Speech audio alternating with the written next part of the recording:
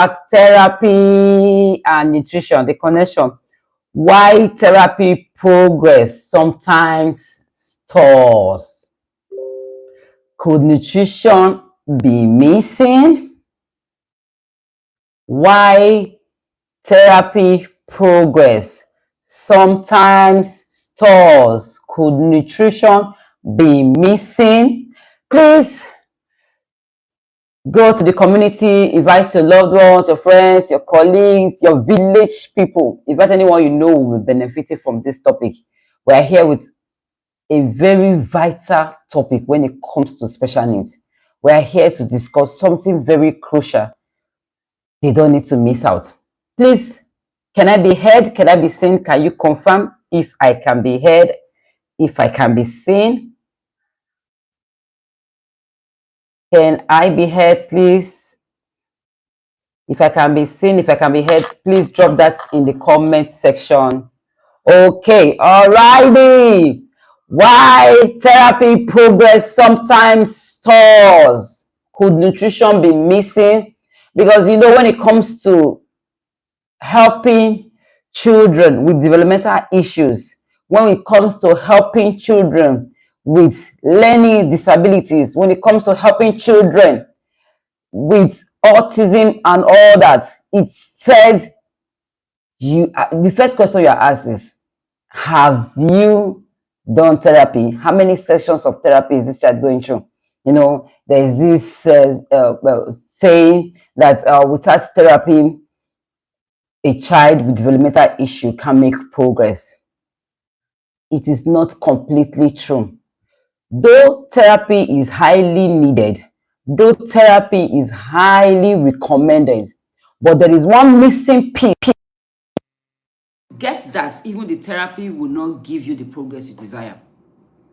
Because we are told to just focus on several hours of therapy on a daily basis. But one thing that some parents get to miss is that when nutrition is lacking, even the best of therapy will not deliver results. When nutrition is lacking, even the best of therapy will not deliver results. Have you ever felt frustrated because your child has been attending therapy for months, even for years, and yet progress seems slower than expected?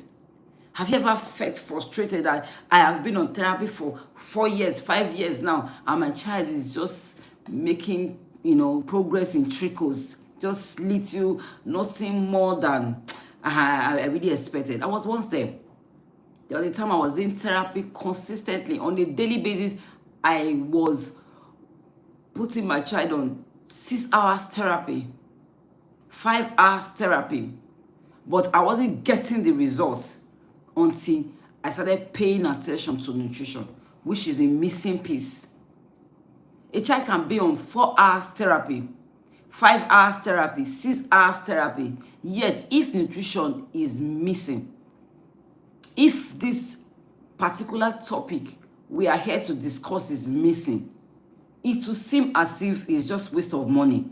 It will seem as if even the therapist doesn't know what he or she is doing. It will seem as if the parents, because sometimes the parents are the major caregiver, the therapists, we are all in all when it comes to parenting children with special needs. Sometimes the parents take the role of therapy or therapist. They go for training.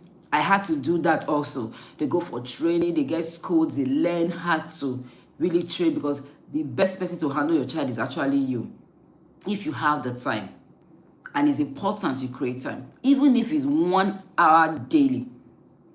I will suggest, even if you are having therapists come to teach your child daily, as a parent, do give attention to one-on-one with your child, because there are so many things they might not be able to learn from a therapist alone that they will learn from you, which is the primary environment. There are some words they will pick only from the primary environment. There are some things they will learn only from the primary environment. You need to pay attention to this. You need to pay attention to the fact that these children learn primarily by pure love. They know when someone genuinely cares for them, when someone genuinely have that affection, that compassion, because we are teaching from the place of pure love. That empathy is there. They know when someone truly cares. So it's not just that you are doing it for the money as the parents. It's not that you are just trying to make ends meet. But when it comes to parents being involved, whether in therapy, nutrition, everything that concerns children with developmental issues, it's very crucial. Parents, take the driver's seat. Parents, take the driver's seat. Your place in that child's life, no man can take. Your place in that child's life, no man, no woman can occupy. There is a place you need to occupy when it comes to parenting children with special needs. So it's not about the number of hours you give this child. ABA will tell you do up to 40 hours of therapy every month. But there are sometimes some are not able to meet up. So it is not in the number, although when it comes to helping a child thrive with developmental issues, there is something with quality. There is also something with quantity. The number of exposures that child gets daily is very important. The number of exposure that child gets daily is very important. So when ABA tells you that you're supposed to do 40 hours of therapy weekly, you're talking about constant exposure. It's like you meeting the child in the morning 2 hours, in the afternoon 2 hours, in the evening 2 hours. If you do this without paying attention to what is inside that child's plate, paying attention to what that child is eating, it will just be you are just working hard and seeing little, walking like an elephant, eating like an ant. So why paying attention to therapy? You need to pay attention to what your child is eating. You need to pay attention to what you are feeding your child. You are showing up. Your therapist is showing up. Your child is trying, yet something feels stuck. You are showing up. You are doing your best. You are there for your child on a daily basis, doing everything you feel should be done. But something feels stuck. Therapy might not be the problem. Therapy might not be the problem. What if your child is doing everything they can, but their brain and body don't have the resources they need to respond naturally? What if your child is even trying, making effort? Because these children too, they don't like where they are. That's the truth. If they can open themselves, they can be expressive to you. They don't even like how they are feeling. You think they don't also like to play, live the way the other children are doing? So your child could be doing everything they can, but their brain and their body does not have the resources they need to respond naturally and optimally. Today, we are going to discuss a question many parents never think to ask. We're going to discuss a question that is missing. Could nutrition be the missing piece of the puzzle? Could nutrition be the missing piece of the puzzle? Again, if you have your loved ones, those that you know will benefit from this topic, please do well to invite them. Call everyone. Call those that need to be here. Call those that need to be streaming live. There are some things you need to get live. I will catch replay, but there are sometimes it's better you catch when the live is on. So it could not have been therapy. But what if it is nutrition that is a missing piece of the puzzle? Have you asked yourself that question? Because this is one of the most vital questions you can ask yourself.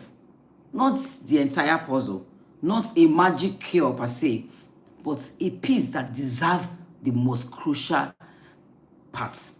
A piece that deserves the most important attention. Disclaimer, I am not saying that therapy is bad. I am not saying that don't do therapy. No, therapy is very essential. Practice makes perfect. Even therapy at home, you don't even need, even if you have a therapist coming to your house to teach your child daily, you must do your part at home. The home is the primary environment where this child learns from. He learns from, even especially if the child has siblings, learns from the siblings, learns from the parents. Have a lot to do when it comes to therapy. But that doesn't mean that you can out therapy a starving brain. That doesn't mean that you can out therapy a brain that needs nutrition to thrive. Dear parents, if you can pay attention to what we are teaching this month, it will change everything. It will change the trajectory of everything you've always known and you've always practiced. It will change everything for you when it comes to parenting a child with special needs. I have seen this work for me and for others that I coach. I have seen this work for people in my community. You don't need to take it for granted. When it comes to helping a child thrive, the food you feed them is the most important after God. What you feed these children is the most crucial after God. Therapy has its place that nothing else can replace. But if you are able to focus on therapy and not focus on nutrition, you will not get the results you desire. But if you're able to focus on nutrition and therapy as well, it's going to be like a double-edged sword. You are going to be fighting from a conqueror's point of view because you are hammering on two sides. But if you focus on only therapy, because I was once there, when I started my journey, I've always been good with natural food. I had a thing for it. I had passion for it. Even before I got married, I've been doing a lot of planting. I will plant lots of nutritious plants all over and everything. I get my things as natural as possible, even before childbearing. So I've always been intentional. I have never been a passive parent. I've always been cautious about what I feed my family. But it went a step further when this child came and we started therapy and we felt therapy, we do it because that was what we were told. That just put the child on 40 hours therapy every week, put the child on, therapy sessions, several. I had up to 3. As one is leaving, another one will come. But it didn't deliver results for us. It didn't give us the required expectation that we were expecting. Until I took the issue of nutrition to another level. I went all out. I took out what needed to be taken out. And I brought in what needed to be brought in. And I started seeing changes, even without those several therapy sections.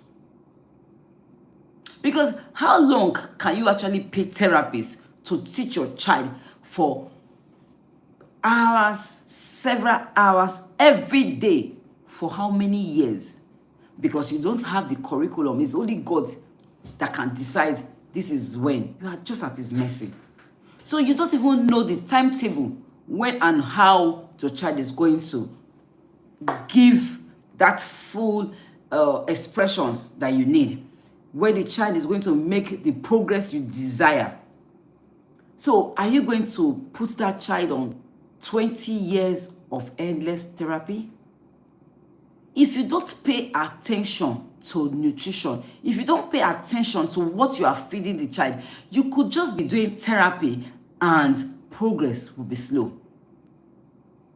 You might see a little here, a little there, but it will be tangible enough for that child to thrive. It will be tangible enough for that child to thrive. If you don't pay attention to what that child eats, because we are essentially what we eat. We are essentially what we eat. So you need to pay attention. That's why I said therapy is not bad. It is very crucial. But you need to pay attention to nutrition, because however, nutrition can influence. You should realize that therapy is not bad. The therapy is not bad, but nutrition can influence how well a child's body functions. Therapy is not bad, but nutrition will influence how that child's body functions, how that child learns, how the child sleeps, focuses, regulates emotions, and participates even in therapy. Nutrition will influence how that child. This is a very broad topic. I don't know if we are going to complete it today because the time is already running. I wish I can just trap the time. That's what I always say. You can't hold time. You can't trap time. You can't store time. The time is moving. If we're not able to cover a lot today, we might end up doing the part 2 tomorrow because this topic is very crucial. We need to get it. We need to really get it. So we might be talking about the part 2 tomorrow. But stay tuned. I bet you will live transformed. In God's name, pay attention to nutrition in as much as you are doing therapy, in as much as you are trying to do other forms of intervention for the child, supplement and all that. Pay attention to what you are feeding that child. If my child that was said to have leaky gut and it was very severe and that it's only a surgery that will fix it, that child got corrected using just basic food, natural food. I didn't use no drugs. I didn't use no form of anything. That child did not do any surgery. Through nutrition, the gut got corrected. You can achieve even better because, and I'm not sure that your child's leaky gut is severe as my child's own was. So you need to pay attention to nutrition. Your child's issue, if that's even the case, because the child might not have leaky gut, which is actually very common with children with developmental issues anyway, but they might not be as serious as my child's issue. Because right now, it's no more. So that's why you see me using words. Right now, the gut has been healed. Constipation is no longer an issue. Constant bloating is no longer an issue. Constant, meltdown and all that. I can't remember the last time the child had a meltdown. So nutrition is very vital. If you feel otherwise, it's at your own detriment. If you feel otherwise, it is at your own peril. But all I know is that I have come here to tell you the simple truth. It's left for you to believe it or not. But you will be glad if you believe it. And I will really pray and hope you pay attention to nutrition. You will see that those constant overwhelm you are having, those constant days, months, years of worry, anxiety, tears will just begin to fade away. Pay attention to nutrition, dear parents. This child is yours. Nobody can love your child like you. If you pay attention to nutrition, you are the first beneficiary. You know, when we say some of all these things, it looks like, this person is just trying to hype it, or this person is just trying to promote herself. But the child is not mine. The child will end up being yours, and the child is yours already. Whatever I do for my child is my own child. You are the first. Every parental decision you take is first to your own benefit or to your own disadvantage before it becomes to the societies. That is why you need to know this. Whatever you do today, you are the first beneficiary. The husbandman that laborates, here the Bible, me, I like to use the Bible because I'm a Bible girl. The husbandman that laborates must first be the partaker of the fruits. You are the first to enjoy what you do and what you do not do. Because one thing is about what you are doing. Another thing is about what you are not doing. You are the first beneficiary, you and your child, before it will get to the society. So anything you do today, you will first be the beneficiary of it. You will first be the one to enjoy it. When your child is calmer, who is going to enjoy it? It's not you that see the child at home before it will come outside to disturb another person. When your child is sleeping well, are you not the one that will sleep well too? Because if your child is not sleeping well, I bet you will not sleep well too. If your child is awake all throughout the night, you will not sleep well too. So you are the first person to benefit from it. It's not a matter of plenty illustrations or plenty grammar. You are the first to gain it before the outside world will feel it.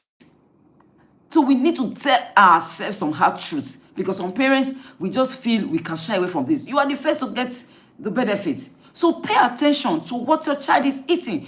Pay attention to what you are feeding your child, dear parents. I wish I can say this more for you to understand.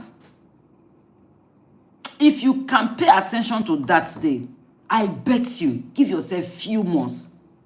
It's not as if it's going to just make your child wake up one day and, you know, everything is... But you just see it before your eyes. There are some things that my child does now. There was a time he didn't even know color differentiation. There's some things he does now, like, is he not the same child? Just how many years ago? This same child. Anytime I'm thanking God, I don't fail to thank this God, though. Please, you, my dear viewers, pay attention to it. I don't fail to thank this God for opening my eyes to it. If it's that potty training alone, because I know what I went through, it's not something you can explain. I know what I went through, having a child that is up to 5 years, not potty trained. Changing pants on the regular basis. I know what it is. So when I tell you about what works, it's up to you. It's up to you. But I know that you will do something. And I will be here to receive your testimony. I cannot talk about, if you go to our page, you'll see some. There are some who don't have the liberty to share. So many of them get transformed from nutrition alone. If you come to the Pesita Parents Tribe, this is one of the highlights.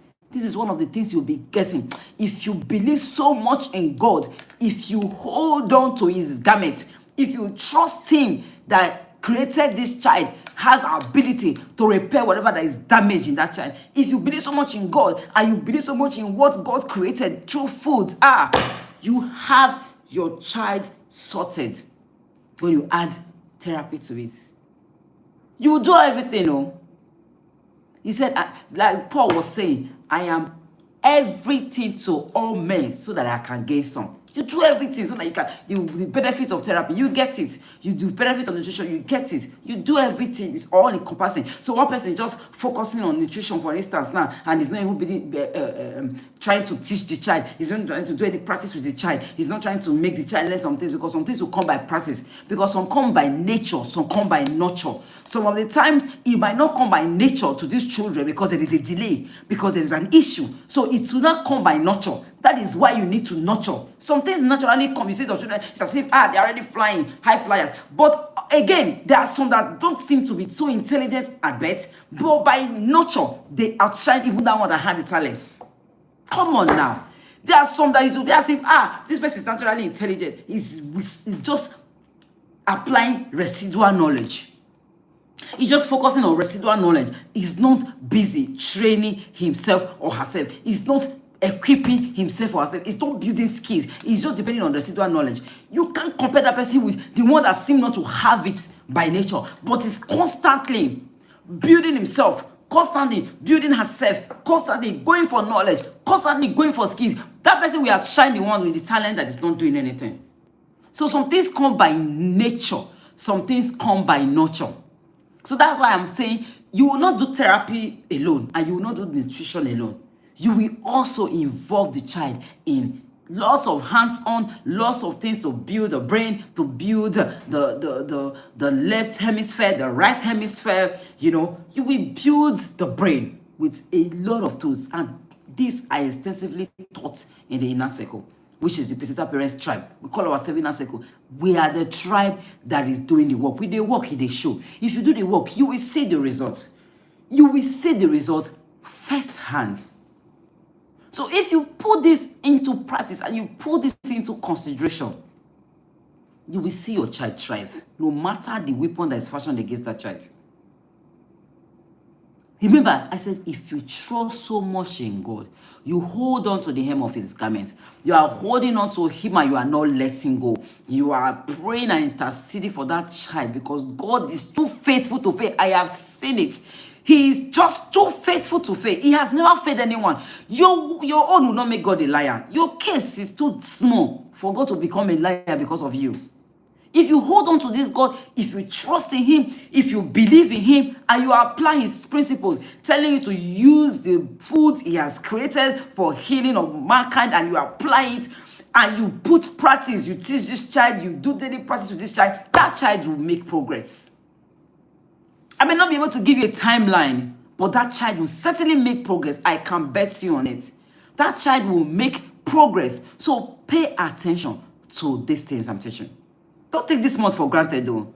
And I'm not here on my own. I was sent by God to deliver this to you. Pay attention to this. Pay attention to nutrition, and you will see your child make adequate progress.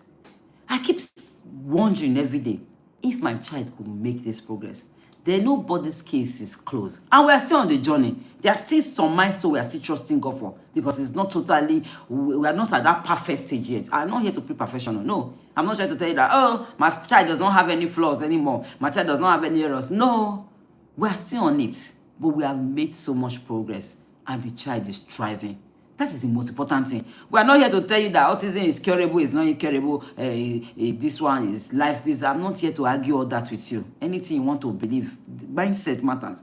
But I am here to tell you that that child can be independent as possible. That child can thrive. I am here to tell you that that child can make progress. I am here to tell you that every child born of God can fulfill destiny. That is my slogan.